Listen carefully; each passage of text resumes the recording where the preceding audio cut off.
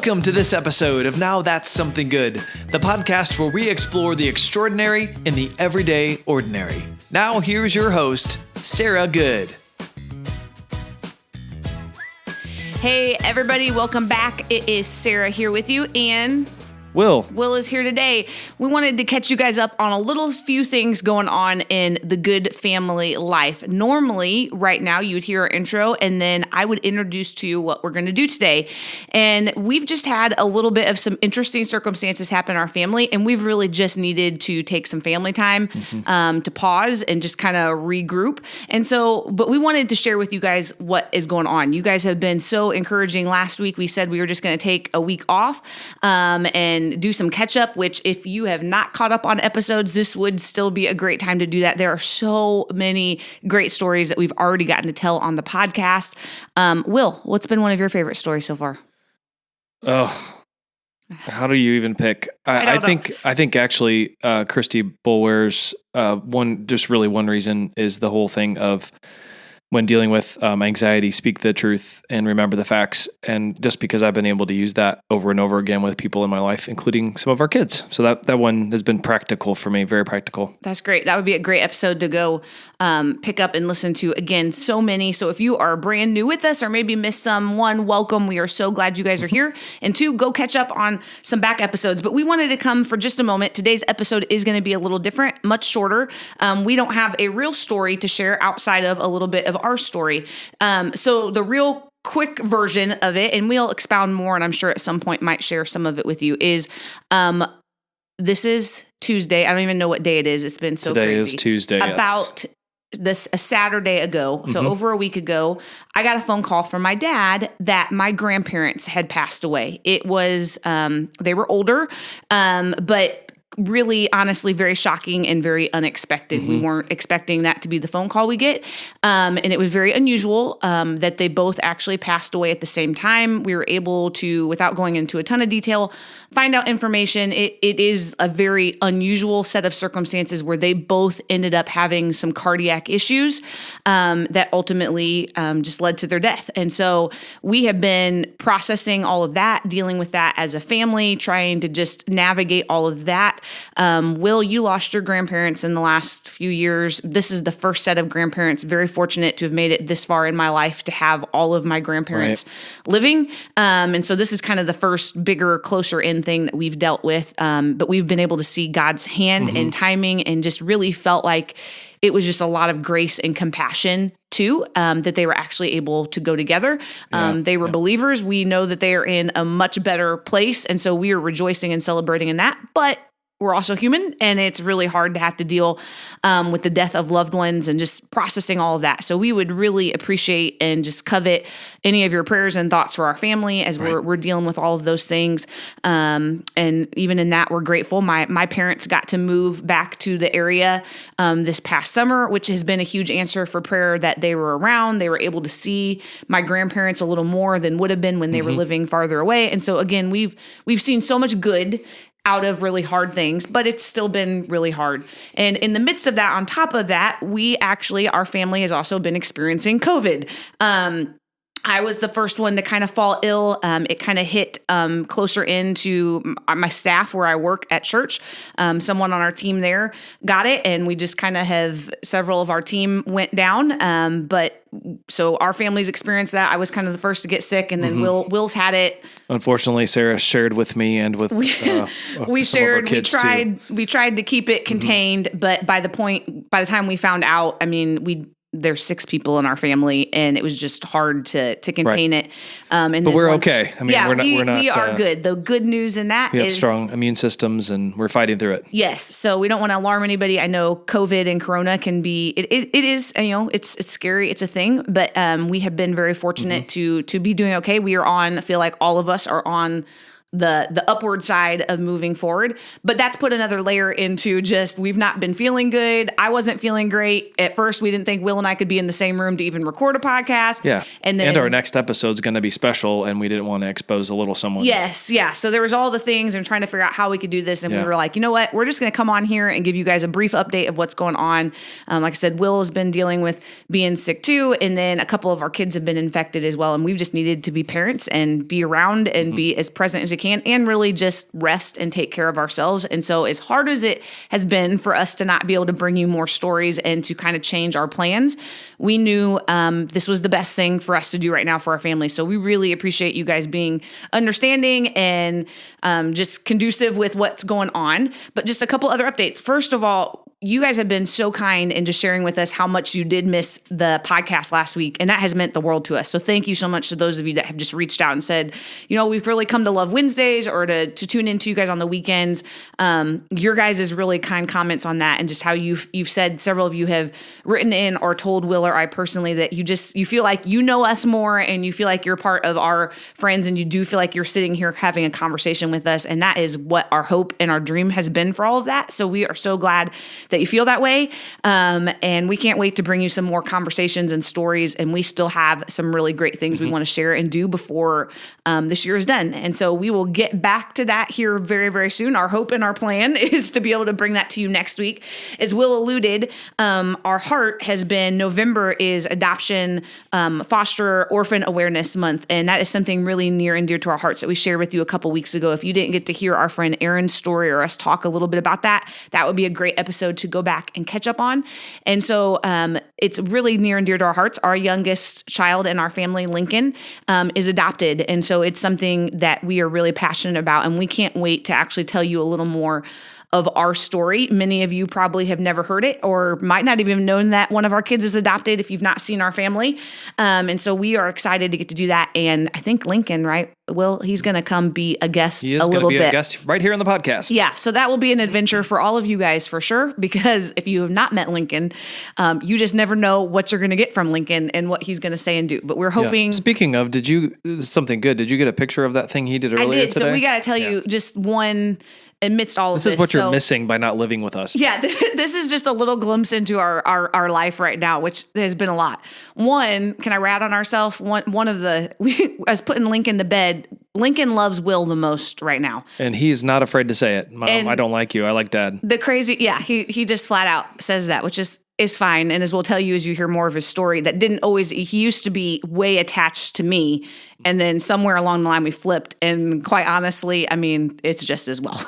Which is funny because that was a deal. Like you made a deal with me. We'll talk about, we did. When we brought Lincoln home, I said, no way, he's going Lincoln to you has first. to love me. I have to be the first one he holds all the things. We'll tell you more of that story soon. But in all of our sick craziness, one night I was putting Lincoln to bed. Will was feeling really not good and needed to go lay down. And so I'm putting Lincoln to bed and it's already way later past his bedtime.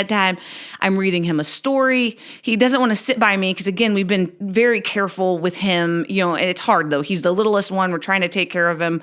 Anyway, and he's like, Mommy, I didn't eat any supper tonight. And so the poor kid, we somehow in all of the craziness hadn't fed him supper. So at 9:30 at night, I was trying to get him supper and he thought it was hilarious that we forgot to feed him. So that's how it's going at our house. Actually, no, we've fed all of our children. They're all well taken care of. They're doing good. But today I came upstairs and I noticed I'm a pretty much a clean freak. If you not know about me, I really appreciate order and everything having a place with 4 kids, I mean, it's just a losing battle all the time. And so I walk upstairs today to our hall closet and there's stuff outside of the closet. There's this little basket we keep in a linen closet that I put all the pillowcases in. And for literally probably the 4th or 5th time over the last 3 days, it was sitting outside of that. And for the life of me, I'm like, why is this out? What is somebody doing? Why would you get this out of the closet and put it on the floor? So I'm like, who did this?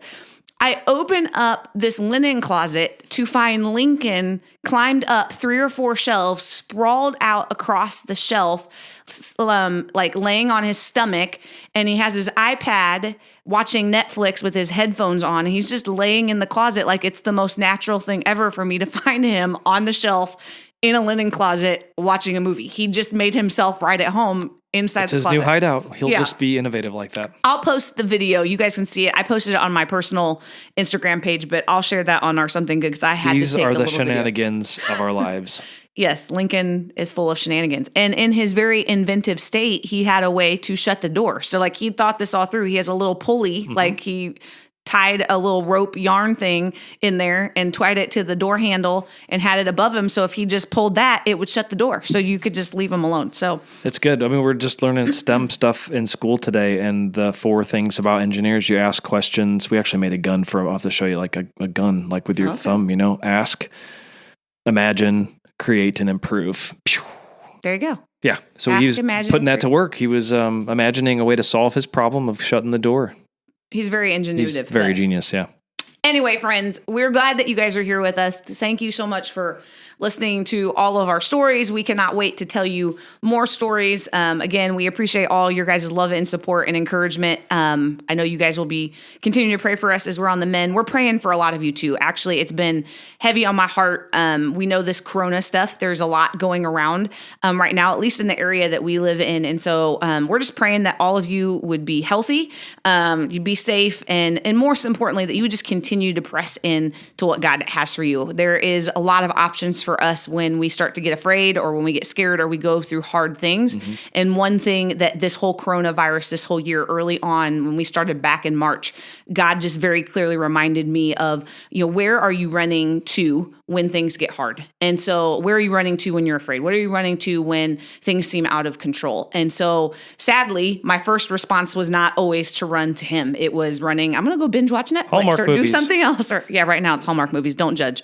It's a whole thing. But anyway, and so making sure that in the midst of just wherever you're at, whatever is going on in your life, that you are able to run and spend time with Jesus, because he is our hope. He is our encouragement. He is the ultimate something good. And we believe that wherever you're at in your faith journey, just continuing to press into him more is going to help you and is going to be a blessing to you. So, yep, that's good. Hey, that's a lot of good stuff. Why don't we share some good things, a couple good things from the past couple weeks? That'd be really good to kind of end on a. We have had some good stuff. things. I'm going to try not to get emotional when I tell you this, but my grandparents, I have just very fortunate to have great relationship with my grandparents, spent a lot of time. They lived in High Ridge. Yes, I was going to say somewhere else. Oh, They lived sorry. in South Dakota for Right. a lot of my little, different places, a lot of my little life. But then our whole married life, they've been here, in High Ridge, Missouri is where they lived. And we get to go over there. And something that's been really cool, we've got a lot of awesome memories, but my grandparents, way back in the day, used to own a Hickory Farm store. I don't know if you're familiar with that. Sometimes they'll still have little kiosks in the mall, but they used to have all these stores. If you like cheese and sausage, You've heard of chances Hickory are you've Farms. had Hickory Farms. So they owned a Hickory Farm store, and then they also owned, it was inside a mall, is my understanding, because this was way before. I was really little when they had this, towards the ending of it. And they also had this store called a caramel corn store, not to be confused with kettle corn. Kettle corn and caramel corn are two very different things Don't if you have mess. not had it. Yeah. Both equally delicious, but caramel corn is what it sounds like. It's got more of a caramel coating. And so every year for as long as I can remember, my grandma and my grandpa would make caramel corn. They got to keep, when they closed down the caramel corn store, they kept this big gas kettle. I don't know how to, it's literally. It's a copper kettle. Copper kettle, yeah. But This your huge grandpa thing. actually he rigged up the apparatus. He was a welder, an engineer, and stuff like that. My grandpa was basically a modern day MacGyver. for sure. He could do anything, Legit. make anything. If you gave him enough things, he would figure out how to do it, fixed it, whatever, which is really cool.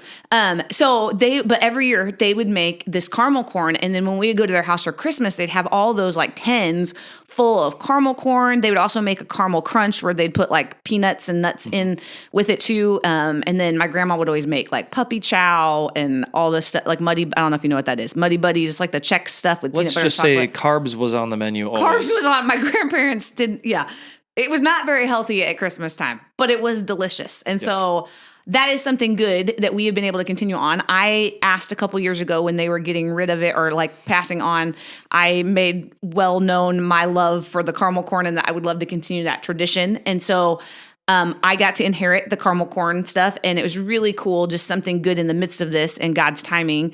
Last year, they were over at my house for Christmas, and we were able to have them like be there and show us how to do it in real time, which was something I had wanted to happen for a lot of years. We just couldn't make it work right. And so I see that as a lot of good and something that we're able to pass on to our family and just do and be able to talk about Grandma and Grandpa McConaughey along the way as we do it. So that's one of my something good right now. Yeah.